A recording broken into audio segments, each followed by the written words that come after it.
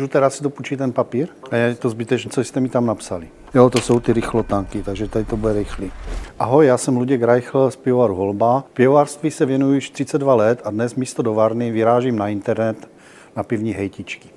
Škoda toho zmršeného sortimentu po převzetí Kofoly. Keprník 13 pryč, Holba Premium 12 pryč, Horské byliny pryč. Chápu, že vás změny v sortimentu mrzí, ale změny neděláme nahodile. Dnes je obecně větší poptávka po dobře pitelných pivech s nižším obsahem alkoholu, tak se snažíme vyhovět zákazníkům a nabídnout jim tyto produkty. Od uvedení nové receptury keprníku na trh se prodeje téměř zdvojnásobily, takže je vidět, že lidé si to opravdu žádají. Marek Ženčák píše: a které pivo takto děláte, ať se vyhnu europivu z rychlotanku? Tak tohle vám chci jako sládek říct jednou provždy.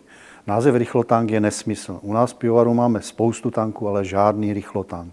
U nás vyrábíme pivo poctivě, tradičně a tak, jak se má. Mistr Ondra píše: keprník je super, šerák je fuj od té doby, co patří Kofole. Vím, že 100krát opakovaná lež umoří osla, ale mě ne. Tak znovu a snad jednou provždy. Změnou majitele se receptura šeráku nezměnila. Naopak dále investujeme do technologií tak, aby jsme zůstali nejlepším horským pivem. Tak pojďme dále.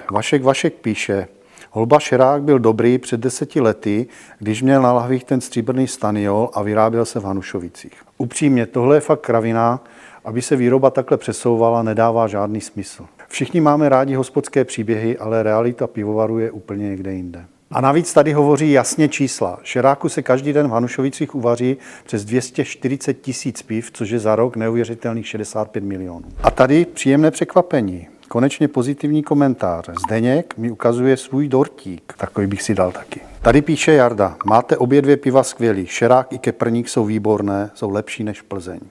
Mě upřímně těší, máme stejný názor. Další komentář. Jakub píše: šerák jedině na šeráku za odměnu.